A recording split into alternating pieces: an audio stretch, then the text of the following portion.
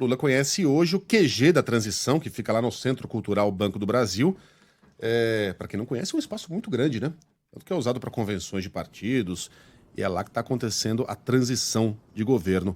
E, enquanto isso, vai tentando organizar uma maioria no Congresso, né, Orengo? Bom dia. Muito bom dia, Megali, bom dia a todos. E esse é o objetivo, viu, Megali? É o foco nesse momento, até porque, se a gente pegar na radiografia hoje do Congresso Nacional, a coligação que elegeu o Lula tem hoje só 139 parlamentares, né? Aí tem aquela negociação com o MDB e PSD que estão entrando no barco aí do governo, daria cerca de 223 parlamentares, né? Pegando ainda o União Brasil, que também está ali naquele namoro, né? Daria 280. Por que esses números são importantes, Megali? Porque para aprovar uma mudança constitucional, o número mágico aí é de 308, 3/5, né? Tanto na Câmara quanto no Senado. Então, esse é o número que todo governante ele procura. Então, o governo vai ter que conversar, por exemplo, com republicanos, também com progressistas, né? Ontem a reunião com o presidente da Câmara, Arthur Lira, foi fundamental. Ele é hoje um dos expoentes aí do PP, né? Vai ter que avançar nas negociações com esse partido, republicanos, e até o PL do presidente Jair Bolsonaro, né? Apesar de ter o anúncio público de que vai ser oposição, Valdemar Costa Neto disse a todos que, olha, somos oposição responsável, vai ter conversa ali com alguns parlamentares, até porque são muitos, são quase 100 parlamentares aí eleitos pelo PL. Então, esse é o momento da costura, Megali. Sabe que ontem eu estava conversando com alguns parlamentares que participaram dos encontros do presidente Lula, né? Conversei com o Otto Alencar, que estava com o presidente no encontro com o Rodrigo Pacheco, e ele estava alertando para esse ponto, né? Olha, é preciso agora construir base. Ele é um aliado do presidente Lula, né? A avaliação dele é que é risco, nesse momento, de colocar uma mudança constitucional a essa altura do campeonato em discussão e votação, porque há risco de não conseguir número suficiente, começar um governo com uma derrota que poderia ser expressiva. Então ele defende uma alternativa, que seria uma medida provisória com liberação de crédito extraordinário. Agora, essa não é a avaliação de outros aliados do governo, né? Eu falei com o Odair Cunha, que participou do encontro com o Arthur Lira, e ele disse que esse caminho não traria segurança jurídica, teria que realmente caminhar pela PEC, né, pela mudança de Constituição, liberando aí mais de 100 bilhões de reais, quase 180 bilhões de reais, para os gastos e as promessas, de alguma forma, entrarem ali no orçamento. Então, essa discussão de fundo, Megali, é a mais importante. A gente vai ver muita negociação. O presidente Lula está aqui. E justamente para fazer essa ponte com partidos, com aliados, né, e começar esse roteiro. Agora, o que é um símbolo também da reunião que tivemos, das reuniões que tivemos ontem, pelo menos um esforço de mostrar que há harmonia agora entre poderes. Depois de tanta briga que a gente viu, confronto institucional, né, entre executivo, judiciário, legislativo, aquele até bate-boca público, pelo menos o novo governo está apontando para isso. Olha, teremos uma relação institucional, né, agora é um clima aí de pacificação, e é esse discurso que o presidente está vendendo nesse roteiro aqui a Brasília. Agora, eita! Olha a bateria na cara. Ô, Orengo, você tem que ter muito cuidado, né? Você não pode vacilar com os colegas em Brasília.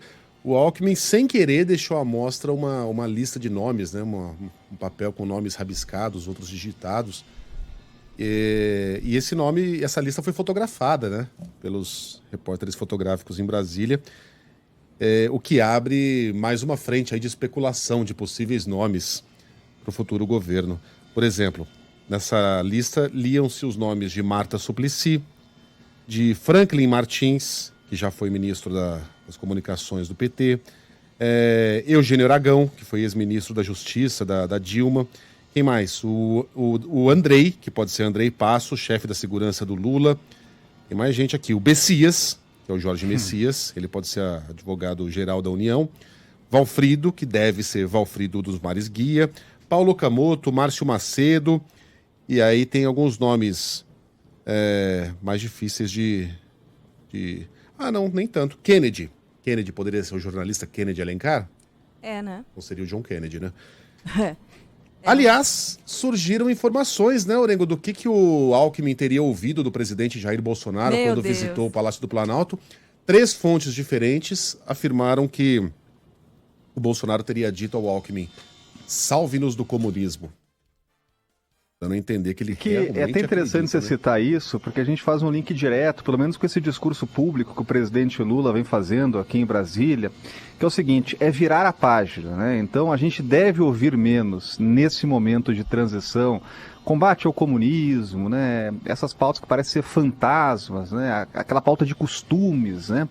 E a gente deve ouvir muito mais, pelo menos no discurso oficial do novo governo, essa tentativa de pacificação e de harmonia entre poderes, né? Tentando virar essa página. Então, esse é todo um discurso que foi cuidadosamente ali feito ou organizado para mostrar que os tempos mudaram, e que agora o foco é na economia. O presidente, inclusive nesse encontro com o Arthur Lira, ele estava dizendo muito, né, segundo parlamentares ali, que agora a gente tem que focar no combate à fome, né, de encontrar maneiras aí para solucionar problemas orçamentários, né. Então, o discurso agora do novo governo é o seguinte: esquece essa história aí de comunismo, de briga entre poderes, né, vamos focar na economia, no que mais interessa, né. Esse é o discurso novo vendido aqui em Brasília.